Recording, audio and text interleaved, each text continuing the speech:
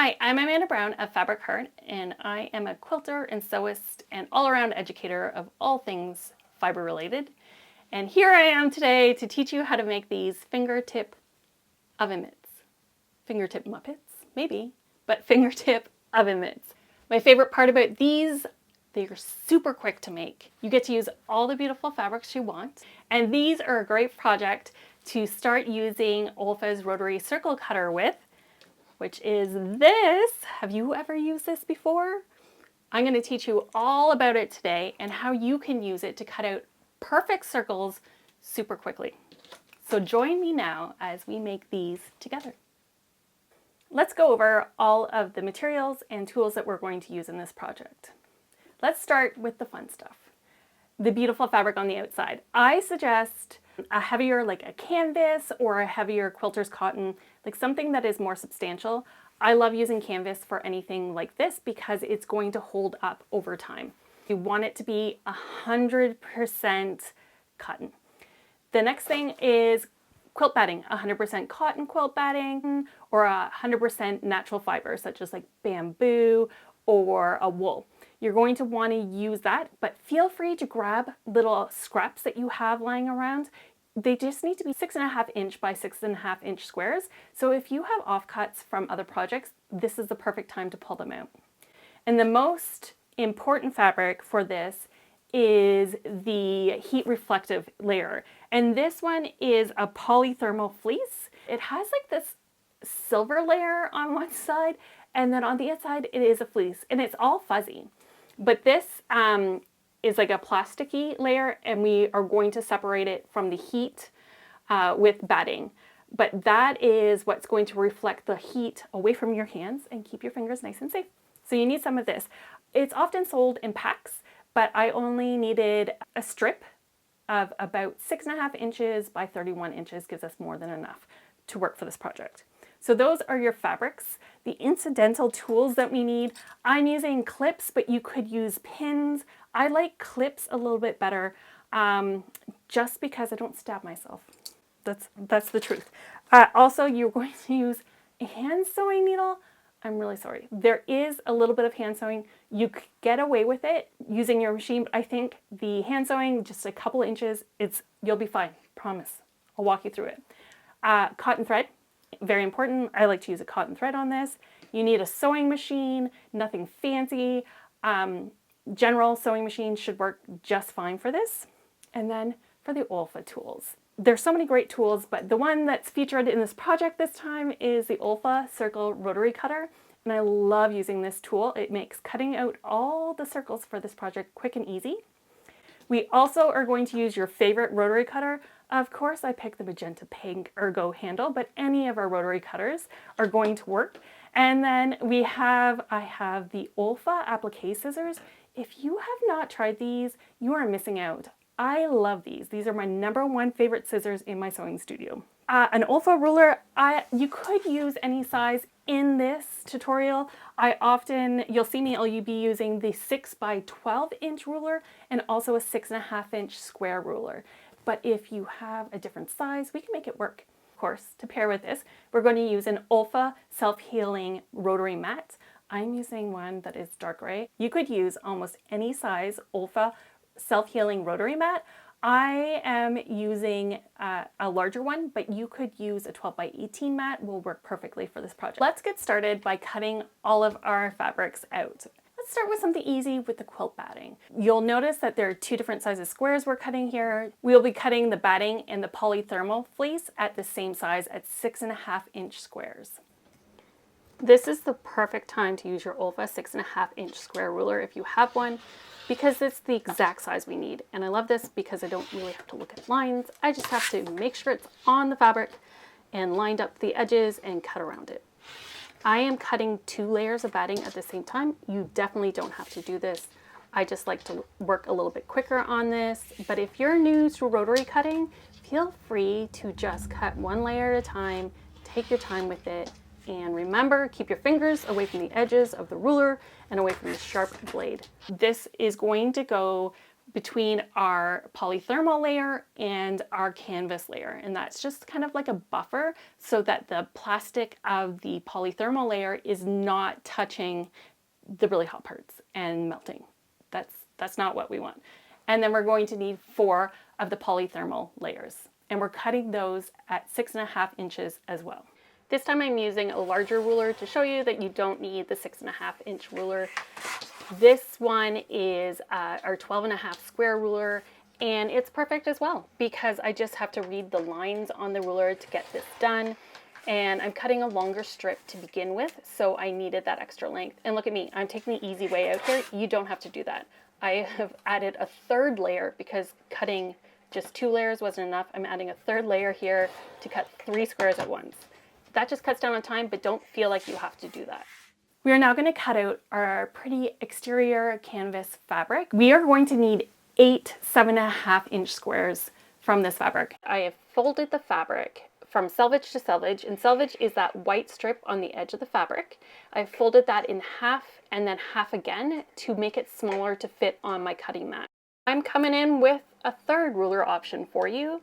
I am then cutting this strip by counting the squares on my cutting mat because my ruler is not 7 inches wide, it is only 6 inches wide, and I need 7.5 inches. So you can use the lines on your mat to count and just make sure everything's lined up square on the cutting mat, and then use my ruler to cut off how much I need. And then I switch rulers again just for fun. But you're going to cut all of these at the 7.5-inch mark using whatever ruler you have. We now have 8 7.5-inch squares of our exterior fabric. A fabric on either side, but we're also going to fold them in half so that we have little places to put our fingers in. We have 4 quilt batting 6.5-inch squares, and we have 4 polythermal fleece 6.5-inch squares. And now the moment you've all been waiting for, we get to use OLFA's Rotary circle cutter. I suggest you try things out on scrap fabric first. It really is simple to use. Just like any new skill, it takes a bit of practice. You will notice on the rotary cutter that we have along the top a scale of inches and along the bottom centimeters. Even though I am Canadian and we are in the metric system here, all of my quilting is done in inches, and I'm more comfortable sewing and using inches in my work. I'm going to use the top scale here, and this is for our radius of the circle. We have different marks on here, and the ones with the little circles at the end, those indicate inches. We're going to use this scale and set our cutter to 2.5 inches. I have it, there's 1 mark under here, and this is the 2nd mark, and this is half in here, just like any other ruler. So I'm going to set it there. I'm going to make sure this knob is nice and tight. We have this cap on here, and this is very pokey here. So don't poke yourself with that. So that goes, the cap goes on here. Now that's exposed, and the blade is covered with this little mechanism here. So we're going to stick our little pointy part in the middle of our fabric, and then we are going to rotate it all the way around to make a circle. These squares are generous, so I don't mark the center of the blocks. I kind of like give it a test before I start actually cutting, and then I go wild with the cutting. If you find that your hand feels awkward, pause where you're cutting and kind of ratchet it back a little bit so that your hand is in a better position. And you really want to make sure that that pressure is nice and firm all the way around the circle. If you have a circle cutter that you've already been using and you're finding that it's skipping spots, it's time to change that blade, which is a super quick and easy process. We're going to use an 18mm blade. We're going to release the quick release on the top here, and out comes this brass little knob, and that holds your blade. You're going to add a new blade to it, and then you're putting it on the end with the little notch, and you're going to just reverse the process to put it back together. See? Super simple. A new blade is magical. I've cut out a circle. It should be 5 inches in diameter because I used the middle, and then I had the cutter set up to be at 2.5 inches. So this should be 5 inches across. So you can give it a little measure if you want to check to make sure you have the scale right. You're going to cut out 4 batting circles with your cutter set at 2.5 inches. And then you're also going to repeat that with the polythermal fleece layer. 4 with your batting and 4 with your polythermal fleece. How is that working out for you? It does take a little practice. You can adjust where this little handle sits up here. I find when I'm using smaller circles that I actually want it closer to the ends, but you might find something a little bit different. But either way, practice, get that down before you cut the pretty fabric. It is forgiving. If you mess up a little bit, it's not a big deal. We can make up for it in our seam allowance, and we have a generous one. It's 1/2 inch, so you have a bit of a play there. Before we start cutting our canvas fabric, we're going to adjust our rotary cutter to be at the 3-inch radius mark. I have now moved the pivot point, so I've gone 1, 2, I'm now at the 3 mark. Make sure you tighten that up nicely, because sometimes you think you might have done it well enough and then it'll slide while you're cutting. Not a big deal, just fix it, try again. We're going to cut out 8 outer material in the canvas or the cotton that you have chosen for this project. Next up is we're going to layer our pieces together. I have our cotton exterior layer, and then we're going to put on next our quilt batting, and we're going to center it the best we can in the middle of the larger piece to have about 1/2 inch around the batting that is just canvas. This project is thick, and being able to sew it together and flip it right side out will be infinitely easier when we have just the 2 layers where we're sewing it together and flipping. We have that, and then we're going to take our polythermal fleece with the shiny side, so the silvery side facing our quilt batting. So we have this layer where we have the canvas outside, then we have the quilt batting, and then we have the shiny polythermal layer is facing the quilt batting, and it's layered like this. And you want it nice and centered, and you're going to add some sort of quilting to the top. If you are not a quilter, all I mean by that is we're going to sew some sort of line system on here that is going to secure all the layers together. And you can use straight lines, you could use a wavy line, you can do exactly what you want. It doesn't have to be anything fancy. It's a thicker layer, so they might slip a bit. You could pin the layers together first, and just don't sew over the pins. Just don't sew over the pins. Pin the layers first so they don't move. I suggest not using an adhesive on this just because I don't know how it will react with all of the polythermal things, and I just don't want to add another complication, and I want to make sure your fingers are safe. Pin in place if needed. Do a couple lines. You could just do 1 line, just something that's going to hold all the layers together. I have made this cross hatch here where I sewed in one direction and then I sewed in a diagonal. You can recognize that. That's often what a lot of oven mitts have going on for them. Do that for all 4 of these units. So if you haven't quilted before, we're sewing through these, I suggest increasing your stitch length to like 3 or 3.5. Because this is a thick layer, we don't want our machine being hung up on teeny tiny stitches. If you have a walking foot, this is a perfect time to use it because it's going to feed all your layers evenly. If you don't know what that is, not a big deal, don't worry about it. Just use like a giant zigzag foot that will accommodate all your layers. Here I'm using a quilting bar, and this just fits into the foot of my machine, and it allows me to run my little bar there along with the stitches I've already sewn to make sure that they're an equal distance apart.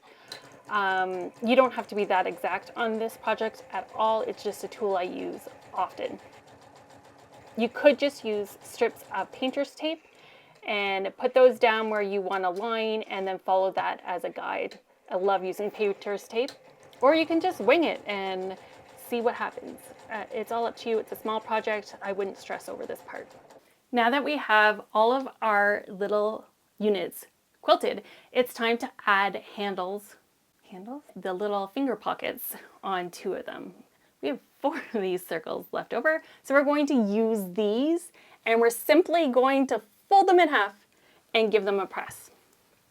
And these, we're going to use 2 for each little finger oven mitt. There's a couple of ways that you can line these up. One is to just have them cover each half. I like to leave a little gap between the two half circles so that I have more room for my fingers. So here I'm finding the middle of the circle that I'm going to add the two finger pockets to, and I'm just using clips there, and then I'm lining up the edge of each of the folded edge of each of the little half circles, which is the full circle folded in half and pressed. I'm lining those up along those beside the clips, and this is giving me that nice little 1/2 inch between each of these, and then I'm going to clip them into place. This will leave a little bit of your half circles hanging over the edge of your fabric.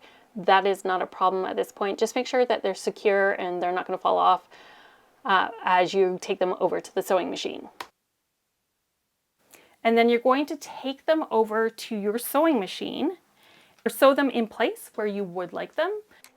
You want to be approximately 1/4 inch away from the edge of the fabric. This foot is a 1/4 inch foot, so I can use the side of my foot as a guide. If you don't have a 1/4 inch foot, that's okay. Just make sure you're sewing between the edge of the fabric and where the fleece and batting layer are. I want to just clean up the edge so the next part is a little bit easier for me to see, and cut off that extra edge here with my OLFA applique scissors. Now we're going to take our unit that we've added the little finger pockets to, and a unit that hasn't had anything added to it, and we're going to put them with the right sides facing together, and we're going to clip them in place so that they line up perfectly, or as close to perfect as possible. And then throw some clips on these just to keep everything in place. And when we stitch these together, we're going to stitch with a 1/2 inch seam allowance. Here I have used a blue clip, and I did that on purpose because I like a clip that will tell me where to stop. So I'm going to start sewing at this pink clip here, and I'm going to sew all the way around, but I'm going to stop sewing here so that I have a chunk of my circle unsewn so that I have a place to turn it right side out. So that is my trick for remembering to stop. You might have a different trick. Sometimes people, if they're using pins, they'll put 2 pins where they need to stop. Something that's going to remind you, because once you get sewing in a circle, sometimes you're too focused on keeping that circle and you forget to stop. Stitch all the way around with a 1/2 inch seam allowance or along the fleece here. So go ahead and do that now. We're using a 1/2 inch seam allowance here. If you don't know what that really looks like on your machine, do not fear. Just follow the edge of the batting fleece layers, and that should be around 1/2 inch. And so all the way around the circle, except for leave that opening to turn. And now we're going to just flip this unit inside out, or right side out, right side out. Oh. Sometimes there's little poppings, and that's just because I didn't leave enough space to turn it, so it just breaks a couple stitches. Not a big deal. Not a big deal at all. So while you're flipping this right side out, remember to get all into the seam allowances and make sure it gets pushed all the way so that you don't end up with like little dents like here. Push it out so that you get a nice round circle. Do that all the way around. Then you should have a fairly nice circle and this little piece that isn't sewn together yet. And this is where the hand sewing comes in. So here I'm going to then start to tuck my seam allowance in. So you have about a 1/2 inch turned into the seam allowance, and you can fiddle with it a bit. And then you can pin it in place or clip it in place so that you have that nicely closed off. And once you have that all lined up, it's time to break out the hand sewing needle and stitch those layers together. Now here I'm going to be using a ladder stitch, but you could use a whip stitch or any stitch that you are familiar with that you like to use.